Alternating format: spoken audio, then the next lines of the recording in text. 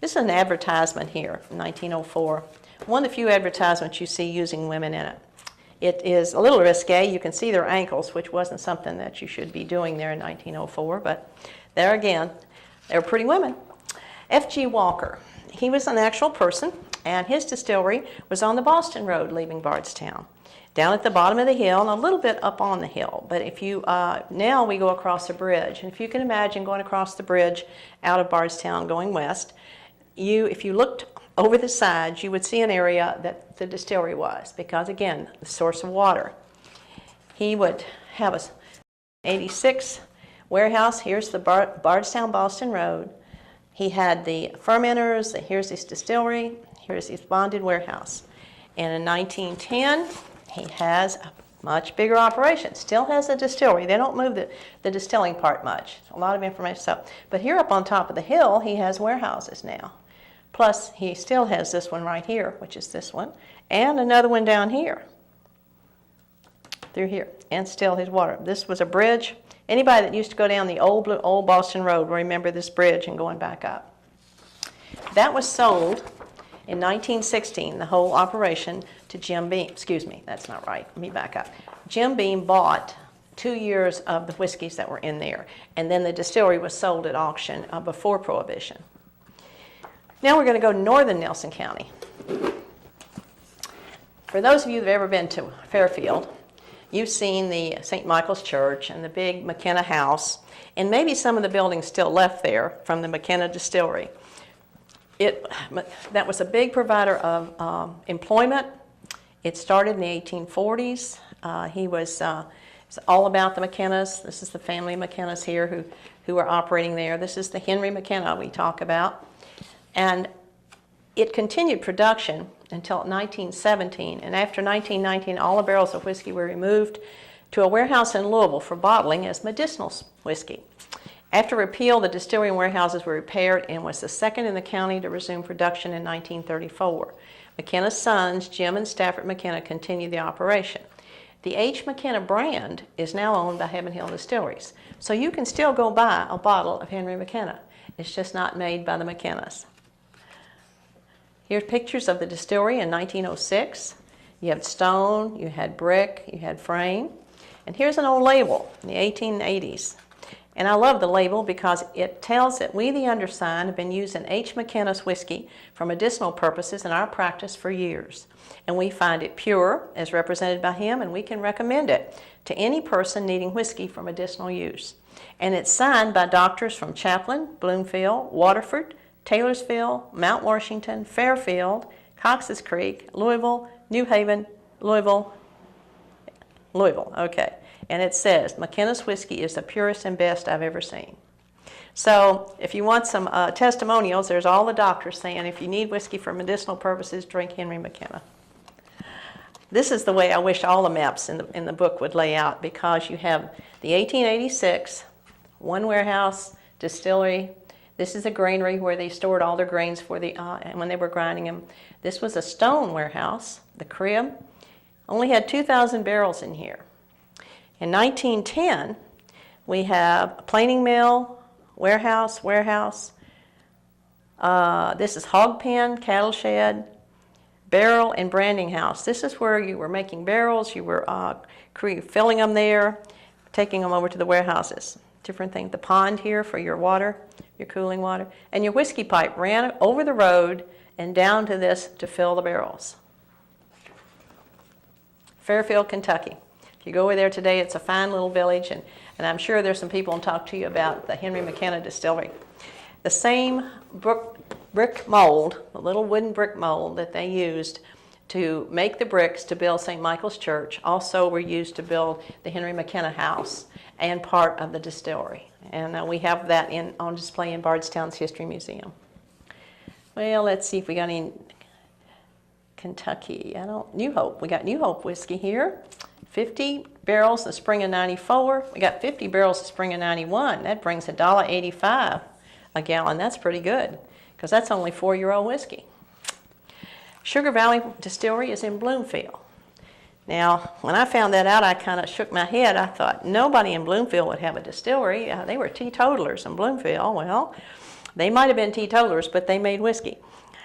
This came from the McClaskeys, and David Brooks, Bodine McClaskey and Son, was started in 1889, and they were distributing the brand Sugar Valley. It was on the Simpson Creek, as you can see from this little sign there. Here's your distillery, here are your warehouses. Very small operation, 4 barrels a day. They had lanterns, steam fuel, a stove in the office, no watchman, no hose. This is a Fairfield stage line, ran daily except Sunday from Louisville to Fairfield. This is in the 1880s. Kind of open. I bet you got dusty before you got to Louisville in that little stage line. This is still the Sugar Valley Distillery in '94. They've expanded a little. And here we are in 1910. Here's your Simpson Creek. Here's your distillery, cattle shed, and warehouses. They tell me you can still find some of the foundation pieces over there if you go up the creek looking for them. Like that. Here's McKenna whiskey advertisement here. The Samuels family are noted for making whiskey in Nelson County, and W.B. Samuels had a distillery at the railroad stop that we now call Samuels, Kentucky, and it's named because of this distillery. Now, it's not the Maker's Mark Samuels, it's a cousin, so to speak, and it was pretty good size operation. 1886, you had your warehouse and you had your barrel shed, office, cooper shop, the granary, and the distillery. Now, where did they put where's another warehouse? It looks like that's not much. They are building this one. This little bitty sketch here shows that that's being built. Here's the Forest Hotel and the drugstore along the railroad tracks. Can you imagine Samuels being big enough to have a hotel? Well, at that time, you had traveling salesmen, you had agents, you had people who came to town for one reason or another, and they could stay at the Forest Hotel. You still have the hotel in this view, and you've got the passenger depot and freight depot over here on the north side of the railroad tracks. Here are the 3 warehouses. Remember, they were building one right there. Bonded bottling house, mill, grain, and all. Very, very little of this. Maybe some foundation might be left. But this operated up until right before Prohibition, I think. 1919. Okay. 1919. Here's a bottling house in 1905 of Beeman Head, which is over south in the southern part of Nelson County. We'll see that in a minute. Well, Gwen Spring was operated by McGee, Jeff McGee, Jefferson Davis McGee here, and John Stoner. Now, this little distillery was very small. It was out along the railroad track before you got to Samuels in the Hunter's Station area. You can tell you have your distillery and you have your 1 600-barrel warehouse. 1910, they've got all these different names, and what they have done, people could rent the distillery and operate it under their name, or they could have them produce the product of a day or a week's worth would belong to the person who was leasing the distillery, and that was a practice at the time. You got 1 bonded warehouse. These are formerly bonded ones up here, but it was operated 4 gallons a bushel, which is about right. Small amount of whiskey in the warehouse, so it didn't make it to Prohibition time, as many of things. What was happening all over the state of Kentucky and here in Nelson County, some of the bigger operations, the bigger distilleries, were purchasing these small ones like that one, and they were trying to consolidate them. They weren't operating them. They were taking their whiskey, having the big distilleries operate, make the whiskey and all, and kind of cutting out competition. Now, this map is a 1882 map of Nelson County. This is Deatsville. Here's Samuels. Here is the W.I., which is William Samuels, and T.P., which is Thomas Preston. This is the family right through here that are the Maker's Mark Samuels, T.W. Samuels, and his son, William Samuels and Taylor Samuels died in 1898, leaving Leslie B., who is the grandfather of the present Bill Samuels that's involved in Maker's Mark. And this was out around Springs. When you look at our old atlas maps, they always show you where springs are because there's a little symbol that you'll show. Here's a spring here, and there'll be a little wiggle, kind of a snake-looking thing that'll show that. And they mark them so people will know that that's, if they want to buy the land or something, there's water on it, or in this case, where they're getting the water for the distilleries. Railroad goes right through, right over here, you're going into Bullitt County. It wasn't a big distillery. It was a respected distillery. And they had, in 1909, this is 1910, okay. The distillery and 6 warehouses, including 9,000 barrels of whiskey, were destroyed by fire. So this is an 1886 bonded warehouse. They have 5,000 barrels in this warehouse. They have 7 stories in it. Good sized place. Here's another one, bonded warehouse with 3,500 barrels in it. Here's the distillery. Here's your slop tubs. Here's your, that's the engineer's part with portable engine and all. 1910, remember I just said 1909, the distillery and the 6 warehouses were destroyed by fire. Well, they have rebuilt part of it in 1910. And they don't have all those warehouses, but they have some of them here. Here's your cattle shed. Greenbrier was the one I mentioned earlier at Woodline. Again, along the railroad track. From this picture, you can see it. These pictures are about 1910, I believe, the age of them. And they came out of a little advertising book that they put out. You know, today we throw all our advertising and things away.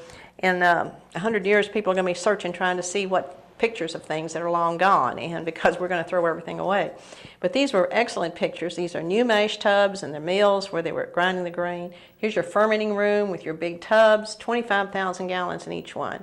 And here's showing the rack system of the warehouse, how they laid them on their side, rolling down there. Greenbrier in 1891, it had 4.5 miles, unfinished. And they're still working on building it here. Here's your bonded warehouse, the distillery, Springfield Railroad, and a switch track. Here it is in 94, which they have completed. And you have your distillery here. Here's your cattle shed. I showed you a picture earlier of that with the slop trough. And they're still building another warehouse. They're anticipating the need for this one. 2 bonded. Here's barrel sheds, office. Here's 1910, which is for 16 years later. These are all built, bottling bonded bottling here, cattle shed, distilling. Now, there is a picture in here I'll show you of the ladies somewhere, that are bottling. Now, someone asked me, why do the ladies work in the bottling house? Well, they put the ladies to work putting labels on and cleaning up the bottles, so to speak. That the bottles would be filled, put the cork in, and you had a device that you put your cork in. And then it was kind of a precise work, and the ladies did the precision work there. They would put the labels on, clean them off, and to put them in cases. And they all have their bonnets on, and they got aprons on here too. This is a bird's eye view of the distillery, warehouses, the shed right back here. You can barely see it, but that long cattle shed to have all those cattle in there. That was a byproduct and a way of having additional income, was feeding the cattle and then selling them. And we're going to go to southern Nelson County. Now, if you can imagine going down along the railroad track from New Haven all the way over to Marion County, you almost couldn't go very far without finding a distillery. I think there's 9 of them along there. It's kind of hard to see on this map, but here's the track, the road, and all the different wines. Mahoney, I don't know too much about his distillery, but in 1896 he was important enough to be written up here. Here's Willow Springs, a half a mile from the Bell of Nelson Distillery at Coon Hollow and 1 mile east of New Hope, near the boundary of Nelson and Marion County. Again, it doesn't look like it's very big, but Martin Cummings was a practical distiller. And the thing about the distillers, I'm going to throw this a minute. All of these names in here, you'll find them working for this distillery, and maybe 10 years later they'll be working for someone else. They had the expertise, the knowledge, and the practice experience. And so other distilleries would hire them away, or one would close and they would go find a job with someone else. So when you start seeing some of these names, you'll see them over and over. Here's Willow Springs with, again, their whiskey pipe went over the railroad.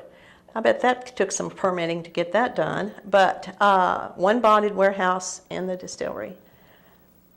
They had kerosene lanterns, a metal shingle roof, a frame building with metal on it with a shingle roof. Ironclad, no heating, lights are closed kerosene lamps. The Ford brothers, they closed their operation. Prohibition closed their operation, but their brand here, what they're using of the Pride of Nelson is their celebrated brand. That was used in 1936 and later by S.L. Guthrie locally at his Fairfield distillery. He was a distiller from early times that lost his job for Prohibition. And when he started up a new distillery on the Bloomfield Road in 1935, he took the Pride of Nelson brand, which had, when they stopped using it, then it was up for people to use. And he took that and has it on his whiskey. So that's another thing to think about. He talks about about making, Mr. Bowling is a believer in signs as he displayed by the moon. When he's making whiskey in the dark of the moon, he always exceeds 4 gallons per bushel, while in the light of the moon, he can only produce about 4 gallons per bushel. In other words, he thinks if the moon is bright, he doesn't get as much product from his fermented grain. So it's nice to know that there have been superstitions of different kinds all this time. Here again is the Ford brothers along the Louisville-Nashville Turnpike, and this is south of it's 15 miles southwest of Bardstown, a mile and a half north of New Haven, Kentucky, on the Louisville Turnpike. Bell of Nelson. Now this is a wonderful drawing, and that's what it is. That's not a photograph. That's a drawing, and that was being used to build this Bell of Nelson. It was the hills, of course, you have your warehouses up there. This particular view, at one point I thought this was the building that held the picture I showed you earlier of the still house. But when we started investigating it, it didn't. I'll show you the one that did. The Bell of Nelson was established at Mattingly and Moore in Bardstown, but it was sold and brought over here to this plant, which they called the Bell of Nelson Distillery in New Hope. And it's not right in New Hope. It's 1 mile east of New Hope. Frame building, it runs 5 months a year, water from the spring, no watchman, heated by steam. Bonded warehouses are heated by steam when running 60 to 80 degrees, okay. That's an interesting thought. This little bitty distillery, we could not have, there's a little problem here in that the registered distillery number on here we think is wrong. I think it's supposed to be 373. And as you know, all humans make mistakes. And when they put this map together, they may not have, they may have made a 1, which should have been a 7, or they may have made a 7 people thought was a 1, like I just did a while ago. But small one, about 1.5 miles east of New Hope. J.M. Hagan. Nelson County Distillery Company, Coon Hollow Road, Big Spring Distillery, not road, Coon Hollow Registered Distillery. These, all three, were the same thing. They're all the same place. At Coon Hollow, which is 15 miles west of Lebanon. It's right on the county line. Big operation. These are brick. These are frame. Big cattle sheds, slop tubs, whiskey pipe, coal bin. They're having coal now instead of wood, heating their stills and all. They had closed lamps. They produced 190 bushels a day, and on for all that